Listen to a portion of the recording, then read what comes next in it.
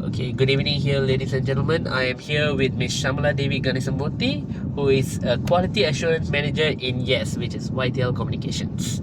So, Ms. Shamala, I would like to ask you, what is your leadership style when you manage your employees? Hi, good evening. Okay, my leadership style, I actually lead my team by giving everyone equal opportunity. Everyone has a chance to speak up and share their ideas, so more of a democratic kind of leadership. Alright, that's good to hear. So, as a democratic leader, what are the feedbacks that you receive from your employees?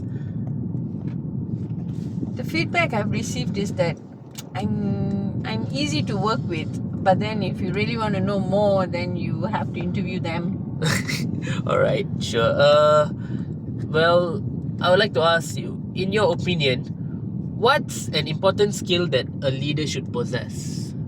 The most important skill, in my opinion, is that the leader must be open-minded, willing to accept criticism, and go down to the ground to get the job done. Very wonderful, wonderful.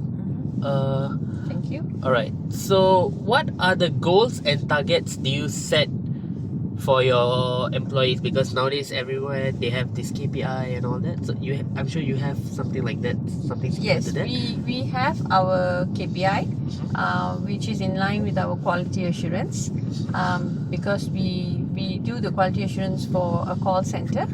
So ours would be based on all that is required under the quality assurance elements. Alright. And you delegate your employees to do certain things. Am I right? Yes. So how do you delegate them, and how do you give each role for each employee?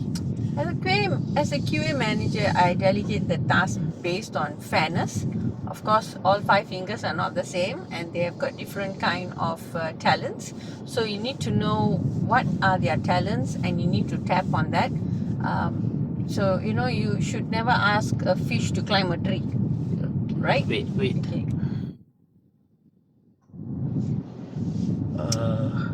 Yes. So that's very nice. That's very well said. You should never ask a fish to climb a tree, because everyone has their own set of talent which can only be discovered. Well, you can't ask a barber to go and cook, and you can't ask a chef to cut hair. Correct.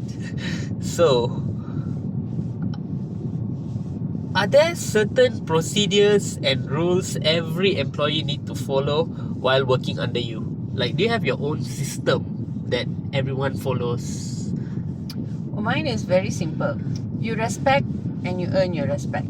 All right. So everyone is treated with respect. Hence, everyone respect each other and gets their respective tasks done.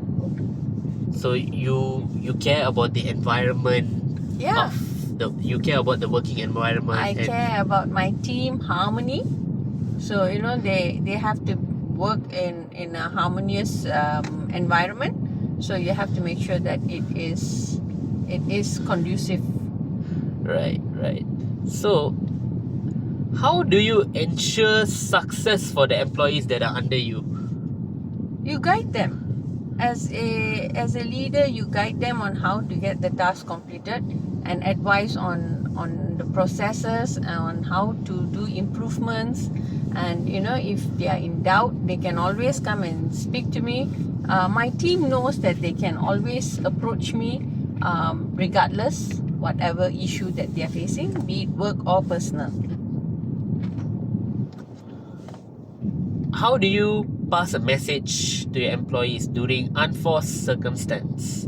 What do you mean by that? For example, like you've got to make an emergency leave for some personal issue, and there's a few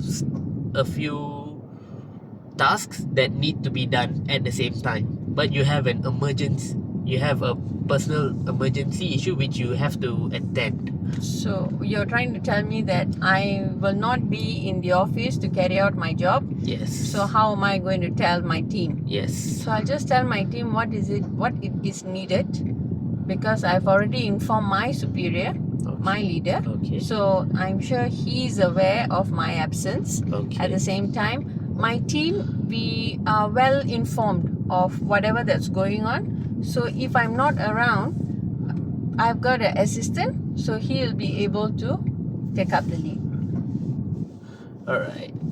So, as a manager, what are the challenges you have faced and how do you overcome those challenges as a manager? Because it did not take you overnight to become a manager. It took you years and years of experience, right, to become a manager. True. How do you overcome those hurdles that were put to you on your pathway to become a manager? In my mind, right, I'm dealing with people. I'm not dealing with material stuffs. So when you're dealing with people, it's never easy. I have to always remind myself that I have to be diplomatic. I have to know what I'm saying, and when I'm saying something, I should not offend the other party. All right, it's different when you're speaking to your kids, Yes. right? But then when you are dealing with your staffs, you must always respect them. You must always understand their point of view before you just shoving them with my own point of view. All right, so that's how it's done. Alright. As a manager, what are your goals in work and off work? Are they the same or do you have it separate? No, it's just having a balanced life. That's it.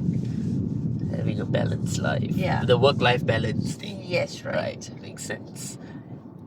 So, as a manager, in which aspects you think you can improve yourself to be a better leader? Okay, this is something, many years ago I attended this 7 Habits by Stephen Covey. It's a training program. Okay, and then I had the opportunity to re-attend the same 7 Habits recently.